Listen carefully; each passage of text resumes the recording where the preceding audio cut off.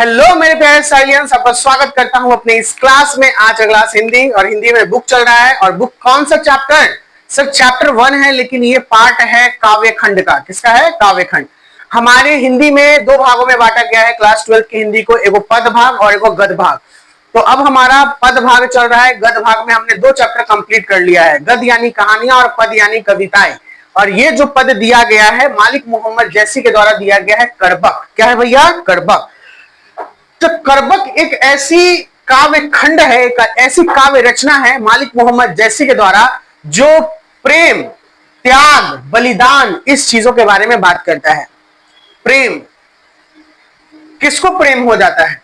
पद्मावत को उनके उनके क्या बोलते हैं, उनके हस्बैंड से, यानी उनके अपने प्रियसी से। उनके प्रियसी कौन होते हैं? राजा। आपने एक मूवी देखी है, पद्मावत मूवी? पद्मावत के मुख्य कैरेक्टर में कौन है, कौन कौन है? कुछ आइडिया है पद्मावत के मुख्य कैरेक्टर में कौन कौन है? अरे बहुत कंट्रोवर्सी हुआ था इस मूवी पे। इस मूवी पे इतना कंट्रोवर्सी हुआ था कि इस मूवी को एक समय में बंद करने की बात चली आई थी। क्या चली आई थी? बंद करने के बाद, इस मूवी को बंद किया जाए। इस मूवी में बहुत ऐसी चीजें जो हैं वो सही नहीं है, कुछ अलग तरीके से दिखाया गया है। नहीं बोलिएगा? तो आप लोग बैठ के खाली देखते हैं इन्हें उन्हें मोबाइल था, और क्या ही होगा। समझ में आ रहा है? नहीं समझ में आ रहा है? कहा कहिएगा? कुछ नहीं। अगर ये पढ़ लेते आप नहीं ये वाला, तो आपको अभी हर एक चीजों का उत्तर दे पाते जो भी हम आपसे पूछ रहे हैं। अगर ये पढ़ लेते तो हर एक चीजों का उत्तर दे पाते। इसमें मुख्य कैरेक्टर, मुख्य पात्र में है पद्मावती। पद्मावती महारानी होती हैं। सेकेंड कैरेक्टर में है उनके पति राजा कौन सिंह? रतन सिंह। और थर्ड कैरेक्टर में है कौन? अलाउद्दीन खिलजी। कौन है? अलाउद्दीन खिलजी। अलाउद्दीन खिलजी पद्मावती के बारे में जानते ही नहीं है कि पद्मावती कौन है, लेकिन वही उन जगह का, ठीक है, एक भेदिया जो होता है, वो उनको बोलता है कि अगर वो आपको मिल जाए तो आप पूरी दुनिया पर विजय प्राप्त कर सकते हैं। मूवी में दिखाया गया है ये चीज। बहुत खूबसूरत है, रूप की रानी है पद्मावती। आप उनका रूप देखिएगा तो वो भंग हो जाएगा। तो मिलने जाता है, कौन मिलने जाता है? अलाउद्दीन खिलजी। और शीशे में उस समय में इतनी बारीकियां होती थी, इतने अच्छे ढंग से, यानी कोई भी महिलाएं बाहर नहीं आती थी। तो शीशे में वो देखता है और शीशे में देख के ही दीवाना हो जाता है, और उसी पे युद्ध है। लेकिन अंत अंत तक क्या वो पद्मावती को पाते हैं या नहीं? नहीं। पद्मावती अपने जान का बलिदान देती है आग में कूदकर, लेकिन अलाउद्दीन खिलजी के हाथ नहीं लगती है। केवल वही नहीं, कई वहां की उस राज्य की जो लड़कियां, जो स्त्रियां होती हैं, वो सब कूद जाती हैं एक साथ में।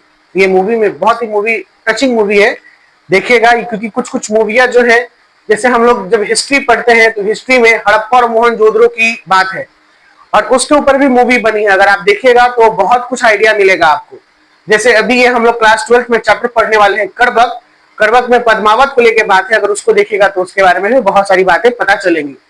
कौन कौन है, कौन पात्र थे, कैसे क्या हुआ, सारी चीजों को समझ में आया? राजसी गढ़ की कहानी है, जिस समय में मुगल लोग भारत पर आक्रमण किया करते थे और भारत को लूटते थे, ठीक है ना, भारत पे राज करते थे। तो आज हम लोग पढ़ेंगे सबसे पहले मालिक मोहम्मद जैसी के बारे में। कुरूप थे, आंख नहीं था, लेकिन उनकी ये जो विद्या है, लिखने की विद्या, वो पूरे विश्व भर में मशहूर है और लोग उसे दिल से पढ़ते हैं। देखिए अभी क्या बताएगा इनके बारे में। मालिक मोहम्मद जैसी के ऊपर टिप्पणी दीजिए। मालिक मोहम्मद जैसी के बारे में लिखिए। मालिक मोहम्मद जैसी कवि का परिचय दीजिए। इस प्रकार से आपके प्रश्न आ सकते हैं आपके एग्जाम में। समझ में आ रहा है? मालिक मोहम्मद जैसी का परिचय। क्या पढ़ रहे हैं हम लोग? मालिक मोहम्मद जैसी का परिचय। कैसे कवि है, किस प्रकार की शख्सियत है, ये प्रश्न करता है परीक्षा में। जन्म 15वीं शती उत्तरार्ध। उत्तरार्ध यानी अब खत्म होने के कगार पे है, ठीक है ना, यानी अंतिम चरण। 15वीं शती के उत्तरार्ध में, अनुमानतः 1492। देखिए 92 आ गया ना, यानी 15वीं शती अब खत्म होने को है, उत्तरार्ध बोलेगा। और इस यहां से ये बात को ध्यान रखिएगा कि 1492 अनुमानतः 1548 में इनकी मृत्यु हो गई, निधन हो गई, ये भी अनुमानता है, यानी प्रमाणित नहीं, अनुमान लगाया गया है कि इस समय में इनकी मृत्यु हो गई है। निवास स्थान जायस कब्र अमेठी, उत्तर प्रदेश। अमेठी कहां है? उत्तर प्रदेश में है। तो मेनली उत्तर प्रदेश ही पूछेगा कि इनका निवास स्थान किस राज्य से संबंधित है? उत्तर प्रदेश। और जगह पूछेगा तो अमेठी, ये बहुत ही डीप पूछता है, जायस, ठीक है, कब्र अमेठी। पिता मालिक शेख ममरेज, जिनका मालिक राजे अशरफ भी नाम था, मालिक शेख ममरेज इनके पिता का नाम है। गुरु सूफी संत शेख मोहिदी और सैयद अशरफ जहांगीर, ये इनके गुरु थे। क्लियर है? क्या नाम है? सूफी संत शेख मोहिदी और सैयद अशरफ जहांगीर इनके गुरु थे। वृत्ति इनके कौन कौन से काम है? आरंभ में जायस में रहते हुए किसानी की उन्होंने, सबसे पहले फार्मिंग। बाद में शेष जीवन फकीरी में बिता दी। फकीरी का मतलब साधु महात्मा संत बन के, ठीक है, वो इस्लाम में फकीर बोलते हैं इसे हम लोग, जो इस प्रकार की जिंदगी बिताते हैं। बचपन में ही अनाथ हो गए थे, माता पिता से वंचित, साधुओं फकीरों के साथ भटकते हुए बचपन बीता इनका। व्यक्तित्व कैसे थे? चेचक के कारण रूपहीन, इनको चेचक हो गया था, जिसके वजह से इनका रूप क्या हो गया था? रूपहीन हो गए थे, कुरूप हो गए थे।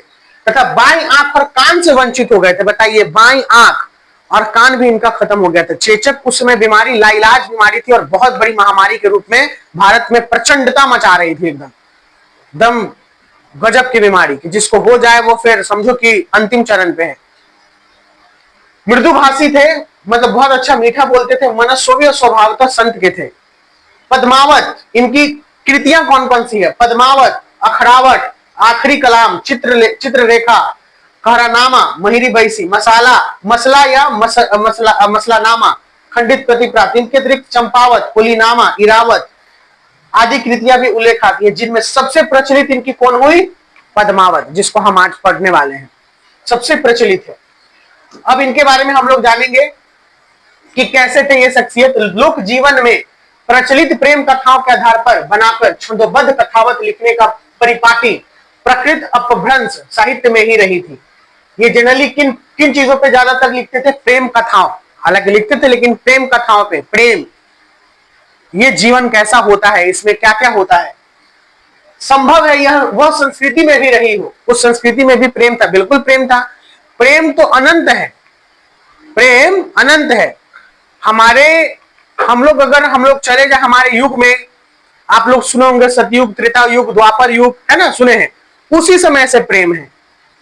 राम जी सीता जी से प्रेम किए, भगवान श्री कृष्ण राधा जी से प्रेम किए, महाशिव पार्वती के लिए जो सती थी कितने वर्षों तक इंतजार की, वो प्रेम ही था। समझ में आया? वो प्रेम है और वो प्रेम निरंतर चलते आ रहा है। प्रेम कभी समाप्त होने वाला नहीं है। यह परिपाटी साधारण जनजीवन के प्रत्यक्ष अभिप्रेरण और संरक्षण में आगे उत्तरोत्तर बढ़ती हुई हिंदी में अव्याहत चलती आई है। इसे हिंदी में प्रेमाख्यान काव्य कहते हैं।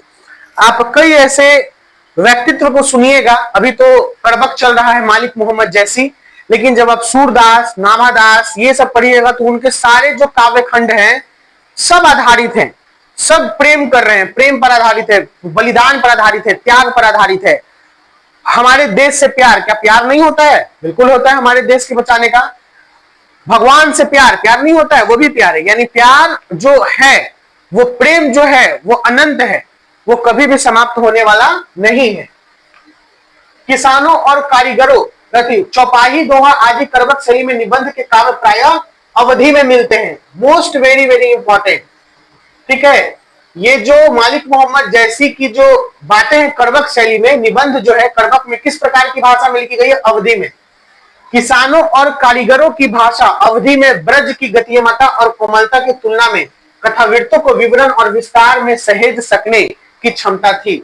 इस्लाम और उसके साथ तवस्सुफ यानी सूफी मत के आगमन के बाद इसी प्रेमाख्यान काव्य परंपरा में अनेक मुसलमान कवि हुए, जिन्होंने पहले से जन प्रचलित प्रेम कहानियों को सूफी प्रेम साधना के अभिप्रायों से संबलित कर काव्य के रूप दिए। मुल्ला दाऊद से लेकर जान कवि और उससे भी आगे तक यह परंपरा आबाद रूप से चलती रही है। मालिक मोहम्मद जैसी इस परंपरा की अन्यतम कड़ी है। यानी कई मुस्लिम, कई इस्लामिक से आए, जिन्होंने कई काव्य खंड, कई प्रेमा काव्य लिखे हैं, और उसी कड़ी में मालिक मोहम्मद जैसी भी एक जो है, इन्होंने काव्य खंड की रचना में जिन्होंने प्रेमाख्यान किया, इनका एक अमिट छाप छूट गया है। यानी ये अमिट छाप का मतलब ये जीवंत हो चुके हैं। हम लोग अभी इनके बारे में पढ़ रहे हैं तो आखिर जीवंत ही है ना, मृत्यु के पश्चात भी।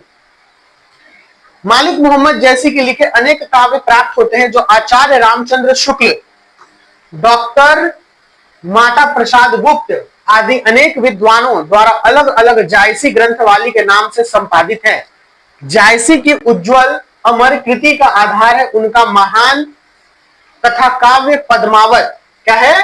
कथा काव्य पद्मावत। किस जगह के? चित्तौड़। किस जगह का? चित्तौड़। कहां पे है? ये राजस्थान वाले क्षेत्र में। कहां पे है? राजस्थान। चित्तौड़गढ़ बोला जाता था। और इनके कौन है? रतन सेन। कौन है? रतन सेन। क्या नाम है? रतन सेन। ये सब पात्र याद कर लीजिएगा। इन्हीं की पत्नी है पद्मावती। कौन थी? पद्मावती। और इसमें एक तीसरा पात्र है। पहला चित्तौड़गढ़ याद रखिएगा। चित्तौड़गढ़ कहां से? राजस्थान से। चित्तौड़गढ़ के महाराजा कौन? रतन सेन। महारानी कौन? पद्मावती। और तीसरा व्यक्ति जो आया चित्तौड़गढ़ को तहस नहस करने, अपने आप में मिलाने, वो था कौन था? अलाउद्दीन खिलजी। कौन था? अलाउद्दीन खिलजी। अगर आप केवल खिलजी भी बोलेगा तो चलेगा, याद रखिएगा, ठीक है ना? अलाउद्दीन खिलजी। अलाउद्दीन खिलजी को किससे प्रेम हो गया? पद्मावत को। पद्मावत किससे प्रेम करती थी? रतन सिंह। रतन सिंह का क्या कार्य था? पद्मावती को सुरक्षा देना और अपने राज्य चित्तौड़गढ़ की सुरक्षा करना। लेकिन जब इसके कान में आया कि पद्मावती रूप की वती है, अगर वो मिल जाता पूरी दुनिया पे राज कीजिएगा, इसका दिमाग ठनक गया अलाउद्दीन का। कहा कि अब उसको पा ही के रहेंगे, चाहे हमको किसी भी हद तक जाना पड़े। लेकिन कोनो हद तक चल गया, लेकिन पद्मावती को नहीं पा सका। तब वो कहता है कि क्या हिंदुस्तान के खून में, हिंदुस्तान के लोगों के अंदर क्या जज्बा होता है, मर जाएंगे लेकिन किसी को छूने नहीं देंगे। हाँ, क्या कहानी है। आइए, और सिंहल द्वीप की राजकुमारी, ये भी याद रखिएगा, सिंहल द्वीप की राजकुमारी कौन थी? पद्मावती की प्रेम कथा है। इसी प्रेम कथा को वर्णित किया जा रहा है मालिक मोहम्मद जैसी के द्वारा। इस प्रेम कथा का त्रिकोण पूरा होता है दिल्ली के सुल्तान। कहां के सुल्तान थे? दिल्ली के। अलाउद्दीन के इस कहानी से जुड़ जाने से अंशतः ऐतिहासिक आधार वाली इस कहानी का विकास जन श्रुतियों एवं आगे स्वयं कवि की सृजनात्मक कल्पना द्वारा हुआ है। मालिक मोहम्मद जैसी प्रेम के पीर के कवि हैं। मालिक मोहम्मद जैसी कैसे कवि हैं? प्रेम के पीर के कवि हैं, या प्रेम पीर के कवि हैं। डायरेक्ट एक वर्ड में लिखेगा आपका। सब वस्तुनिष्ठ प्रश्न है। कैसा प्रश्न है? वस्तुनिष्ठ। जो जो अंडरलाइन कर रहे हैं सब एमसीक्यू में एग्जाम में आपका आ सकता है, इसलिए एकदम दिमाग में बैठा लीजिए और याद कर लीजिएगा। मार्मिक अंतर्व्यवस्था से भरा हुआ यह प्रेम अत्यंत व्यापक, क्या है? अत्यंत व्यापक, यानी खूब रूप से फैला हुआ है, गढ़ आशयों वाला और महिमामय है। यह प्रेम अनुभूतिमय, रासायनिक एवं इस अर्थ में क्रांतिकारी है कि यह विभिन्न पात्रों को अमिट चरित्रों के रूप में निखारते उन्हें एक दिशा देकर परिणतियों तक पहुंचा देता है। पद्मावत के आख्यान में सजीव कहानी का मर्म स्पर्शी वेदनामय रस है। सजीव का मतलब ये जीवंत कहानी है, ये घटित कहानी है, ठीक है ना? उसी को सजीव कहते हैं। काल्पनिक पात्रों से कहानी बना देना और उसको बता देना, वो निर्जीव कहानी हो जाती है। लेकिन सजीव कहानी जो जीवंत पात्रों से होती है, वो सत्य घटनाओं पर आधारित होती है, वो सजीव कहानी बन जाती है, ठीक है? निखारते उन्हें एक दिशा देकर परिणतियों तक पहुंचा देता है। पद्मावत के आख्यान में सजीव कहानी की मर्मस्पर्शी वेदनामयी रस है। चरित्रों और सुलगते दहकते मनोभावों का दुर्निवार प्रभाव है, जो पाठकों, श्रोताओं और अपने लपेटे में ले लेते हैं। पाठक जो पढ़ते हैं, श्रोताओं जो सुनते हैं, वो सब इस बात पे एकदम लग जाते हैं और निरंतर प्रयास करते हैं कि इसको अंत तक पहुंच ही जाना है, यानी जुड़े हुए रहते हैं। इस प्रेमाख्यान काव्य द्वारा विशेष और कला के उस यंत्रणा में कठिन समय में धार्मिक, सांस्कृतिक, सामाजिक सद्भाव और साझेदारी की एक ऐसी जमीन जायसी ने तैयार की जो हमारी बहुमूल्य विरासत का हिस्सा है। जायसी की इस प्रेम कहानी में प्राणों का प्राणों से, हृदय का हृदय से, मर्म है मर्म का मर्म से और जीवन विवेक का जीवन विवेक से ऐसा मानवीय मेल है जो उनके काव्य को बहुत ऊंचा उठा देता है और उसमें व्यापकता और गहराई एक साथ ला देता है। खांड जैसी मीठी और खालिश अवधि में लिखे गए इस काव्य में कवि की विशाल हृदयता, मार्मिक अंतर्दृष्टि और लोक जीवन के विस्तृत ज्ञान की अभिव्यक्ति है। ये किस भाषा में लिखी गई है? अवधि। पहले भी मैंने बताया था, अवधि, ठीक है?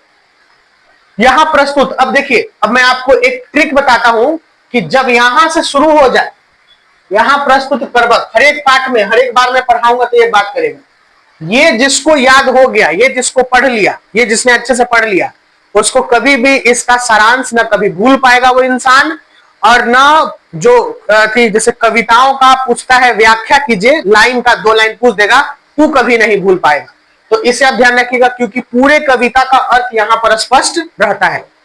देखिए क्या लिख रहा है, पकड़िएगा। यहां प्रस्तुत दो कर्बक अलग अलग संकलित है, यानी दो भाग में बांटा गया, पद 1 और पद 2। ये पद्मावत के क्रमशः प्रारंभिक और अंतिम छंदों में से, किंतु कवि और काव्य की विशेषताएं निरूपित करते हुए दोनों के बीच का द्वैत की व्यांजना करते हैं। प्रारंभिक प्रतिखंड के लिए, ठीक है ना, स्तुति खंड के लिए प्रथम कर्बक में कवि एक विनम्र स्वाभिमान के साथ अपनी रूपहीनता और एक आंख के अंधेपन को प्रकृति प्राप्त दृष्टता द्वारा महिमावांतित करते हुए रूप से अधिक अपने गुणों की ओर हमारा ध्यान खींचते हैं। यानी प्रथम जो पद है पंक्तियों में मालिक मोहम्मद जैसी अपने ऊपर न ध्यान खींचते हुए, क्रूरता के ऊपर न ध्यान खींचते हुए, उनकी जो लिखावट है, उनका जो लेख है, उन्होंने कविताओं को जिस स्पष्टता से लिखा है, जिस प्यार से लिखा है, उसके बारे में चर्चा है। ये कह रहे हैं, कहते हैं अपने गुणों को ऊपर ध्यान खींचते हैं। इन गुणों के ही कारण पद्मावत जैसे मोहक काव्य की रचना हो सकी है। अंत के उपसंहार खंड के लिए लिए गए द्वितीय कर्बक में कवि अपने काव्य और उसकी कथा सृष्टि के बारे में बताते हैं। वे कहते हैं कि उन्होंने इसे रक्त की लेई से जोड़ा है, मतलब रक्त के से लिखा है, यानी रक्त को मिलाकर जो होता है ना, उससे लिखा है। और जो गाढ़ी प्रीति के नयन जल में भिगोई हुई है, अब न वह राजा रत्नसेन है और न रूपवती पद्मावती रानी है, न वह बुद्धिमान सुआ है और न राघव चेतन या अलाउद्दीन ही।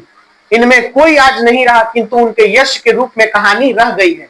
फूल झड़कर नष्ट हो जाते हैं पर उसकी खुशबू रह जाती है। कवि यह कहना चाहता है कि एक दिन वह भी नहीं रहेगा पर उसकी कृति सुगंध की तरह पीछे रह जाएगी। जो भी इस कहानी को पढ़ेगा वही उसे दो शब्दों में स्मरण करेगा। मालिक मोहम्मद जैसी ने क्या कहानी लिखी है, वाह! कवि का अपने कलेजे व खून से रचे इस काव्य के प्रति यह आत्मविश्वास अत्यंत सार्थक और बहुमूल्य है। यानी कवि को उसमें लग रहा था कि जो हम लिख रहे हैं वो बहुत ही सार्थक है और बहुत ही बहुमूल्य है, जो किसी के समान नहीं होगा, वो असमान बन जाएगा। कई ऐसे प्राचीन में, कई ऐसे पीछे में, अगर हम लोग 20-30 साल पीछे चले जाए, जब आप लोग बचपन में, तो कई ऐसी कृतियां हैं जो अभी तक आपके मन में स्मरण हो गए। जैसे हम लोग बचपन में शक्तिमान देखते थे, शक्तिमान अब नहीं रहा, लेकिन आप लोग अलग अलग चीजें देखते, लेकिन फिर भी उसका स्मरण मन में है कि अच्छा शक्तिमान में ये सीन चलता था। अच्छी अच्छी मूवियां देखते थे, ठीक है ना, मतलब अमिताभ बच्चन का मूवी उस समय बहुत फेमस है, वो अजूबा मूवी था। अजूबा इस पता नहीं आप लोग भी देखे होंगे या नहीं देखे तो अलग बात है। वो मूवी जब चलता था तब देखते थे। फिर साउथ का वो मूवी था मास ऐसे करके आता था वो मूवी। उस मूवी जो है बचपन में देख देख के सब आदमी बड़ा हुआ है और उस समय की यादें अभी तक है। तो इसी प्रकार से ये जो काव्य खंड लिखे हैं मालिक मोहम्मद जैसे, इनको पूरा अपने ऊपर आत्मविश्वास था कि जो मैं लिखूंगा वो आगे आने वाले भविष्य में लोग उसे प्यार करेंगे और मुझे याद करेंगे। जायसी के माध्यम से हिंदी साहित्य ने न सिर्फ अपने युग की बल्कि युगों के भीतर करकती हुई मानवीय विषाद की तस्वीर देखी, जिसमें निष्कलंक आदर्श भी है और बहुत कड़वे यथार्थ भी है, झिलमिलाती यूटोपिया भी है और रिश्वतखोरी पर चलते हुए कारागार भी है, सत और साका भी है और छल से भरा हुआ विध्वंसकारी राजहट भी है। इस कवि की निर्मलता इसमें नहीं है कि जायसी सिर्फ चुनी हुई निष्कलंक चीजें देखते हैं, बल्कि इसमें है कि अच्छा बुरा जो कुछ भी है अपनी विविधता के साथ संपूर्ण परिदृश्य का अंग हो गया है। विजय देव नारायण शाही ये बात कह रहे हैं। अब आते हैं कर्बक के प्रथम पद पर, ठीक है ना, आते हैं कर्बक के प्रथम पद पर। कर्बक किनके द्वारा लिखी हुई काव्य खंड है? मालिक मोहम्मद जैसी। किस भाषा में है? अवधी भाषा, ये अरबी बोलती है, अवधी भाषा में। पात्र कौन है? राजा रत्नसेन या रतन सिंह भी हम लोग बोलेंगे। कहाँ के राजा थे? चित्तौड़गढ़ के। इनकी महारानी कौन थी? पद्मावती। फिर दिल्ली का सुल्तान कौन था? अलाउद्दीन खिलजी। ये सब याद रखिएगा, इसी पे आपका ये एक नैन कवि मोहम्मद गुनी सोई बिमोहा जय कवि सुनी, चांद जैसन जग विधि अवतारा दीन कलंक किनु जियारा, जग सूझा एक ही नैनहा उवा सुख अस नक्तन माहा, जो लही अंबही डाब न होई तो लही सुगंध बरसाई न सोई। यानी कवि कहते हैं कि मेरा एक नैन ही है, मतलब कुरूप है। मैंने अभी क्या बताया, कवि का एक आंख खत्म हो चुका है और एक कान खत्म हो चुका है। तो जो मालिक मोहम्मद जैसी है, कवि कहने कि मेरा एक नैनी है, लेकिन आप लोग मेरे रूप पर मत जाइए, मेरे गुण को देखिए। मैंने जो कवि लिखा है, मैंने जो कविताएं लिखी है उसके बारे में सुनिए। ठीक है। जब पूरा जग अंधेरा हो जाता है तो चांद कैसे उजाला पहुंचाता है? रात के अंधेरा में, चांदनी की रात में प्रकाशमय हो जाता है और सभी कुछ दिखाई देता है ना। उसी तरीके से मेरा जो लेखन है, मैंने जो लिखा है, दीन कलंक जीन उजियारा, वो हमारे रूप के कलंक के बीच में हमारा लेखन एक प्रकाशमय की तरीके से है। मैं अपने एक ही आंख से पूरे जग को देखता हूं, समझ में आया? उआ सुकस नक्तन माहा, जो लाही अंबही डाब न होई तो लाही सुगंध बरसाई न सोई। यानी जब तक अंबर जो है, अंबी, जब तक ये क्या कह रहा है, तो लाही सुगंध न बरसाई, यानी यहां पर कह रहा है कि जब पुष्प आता है, फूल, तो फूल की खुशबू क्या होती है? जब हम लोग उसे सूंघते हैं तो उसकी महक आ जाती है। जैसे उन्होंने अपने लाइन में कहा था कि फूल जो खुशबू जब सूंघते हैं तो वो उसकी महक आ जाती है, लेकिन पुष्प एक समय में चल जाता है लेकिन उसकी महक रह जाती है। जब अंबर अंधेरे की तरफ बढ़ता है, जब हमारा आसमान अंधेरे की तरफ बढ़ता है, तो चांद की रोशनी उस उजाले को पहुंचा देती है और पूरा जग उजाला हो जाता है। ये लिखा होगा, जो सुमेरु त्रिशूल विनाशा, भा कंचन गिरी लाग आकाशा, जो लही घड़ी कलंक न पारा, कांच कोई नहीं कंचन कारा। ठीक है, इसमें क्या लिखा है देखो, तो एक ही नैन जस दर्पण और तही निर्मल भाव, और इधर हिसक क्या लिखा हुआ है देखो तो, अच्छा, सब रूपवंत है, सब रूपवंत गई मुख जो वही कई चाऊ।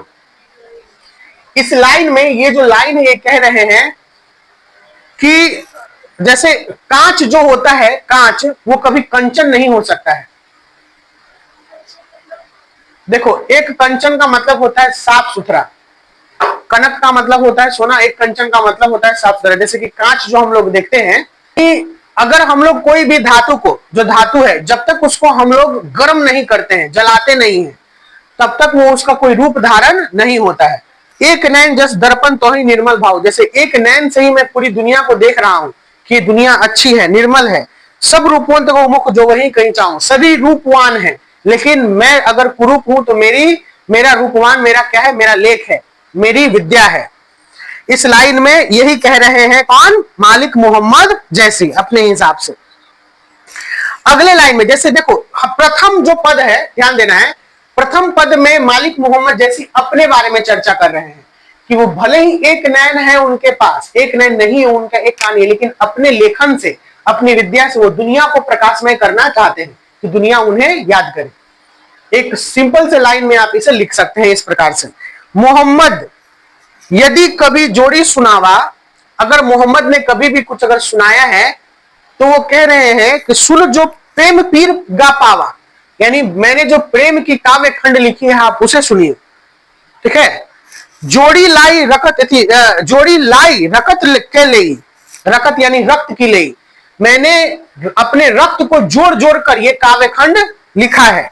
गाढ़ी प्रीति नैन जल भेई, यानी जब मैं लिख रहा हूं तो मेरा नैन जल, मेरी आंसू भी एकदम गाढ़ा निकल रहा है। मन जाति कबित अस किन्ही, मकु यह रहे जगत मां चिन्ही, कहां सो रतन सिंह अस राजा, कहां सुआ अस बुद्धि उपराजा, कहां अलाउद्दीन सुल्तानु, कहां राघव जय किन्ही बखानु, क स्वरूप पद्मावती रानी, कोई न रह जग रही कहानी, धनी सो पुरुख जस कीर्ति जासु, फूल मरे पे मरे न बासु, कोई न जगत जस बेचा, कोई न लिन जस मोल, जो यह पढ़े कहानी हम सवरे दुई बोल। वाह वाह, क्या लाइन है। यानी मालिक मोहम्मद जैसी करें कि मैंने इसे रक्त की लेई से सजाकर अपने गाढ़े आंसुओं से इस काव्य को लिखा है। वो राजा रत्नसेन कहां है, वो उनकी प्रजा कहां है, वो उनका वो राज्य कहां है, कहां चले गए। वो अलाउद्दीन खिलजी जो सुल्तान है दिल्ली का, वो भी अब नहीं है जिसकी बखान होती थी। कहां चली गई पद्मावती रानी जो रूप की वती थी, उनकी भी मतलब जो है जीवन समाप्त हो चुकी है, लेकिन ये जो जीवंत कहानियां हैं अभी भी हमारे पास है। और इस जीवंत कहानियों को मैं लिखते हुए अपने आप को भी जीवंत यानी अमर बना रहा हूं, ताकि जब भी कोई इस कहानी को पढ़े, इस कविता को पढ़े, वो दो बोल बोले। वो दो बोल कौन होगा? मालिक मोहम्मद जैसी ने क्या काव्य रचना लिखी है। समझ में आई बात? ये था दो पद की बात। हाँ, ये अवधि लैंग्वेज है। ये जो लिखावट है ना, ये अवधि लैंग्वेज है। अब आपका जो होमवर्क रहेगा, ये इसे पूरा बना लीजिएगा। बाकी अगर आपको कवि के बारे में लिखना है, कवि परिचय, तो आप कहां से लिखिएगा, इसमें से मेन पॉइंट लिखिएगा। जन्म, निधन, निवास, पिता, गुरु, वृत्ति में कुछ लिख दीजिएगा, फिर इनके ये क्या बोलते हैं, व्यक्तित्व और कृतियां, बस इतना ही लिखना है। ये अवधि भाषा में लिखते थे। अगर 2-3 पॉइंट यहां से लीजिएगा तो ये हो जाएगा। बाकी अगर इसका सारांश लिखना है तो सारांश में भी लिख सकते हैं। कैसे लिख सकते हैं, मालिक मोहम्मद जैसी के द्वारा लिखी हुई यह काव्य रचना करबक, जिसमें 2 पद प्रस्तुत किए गए हैं।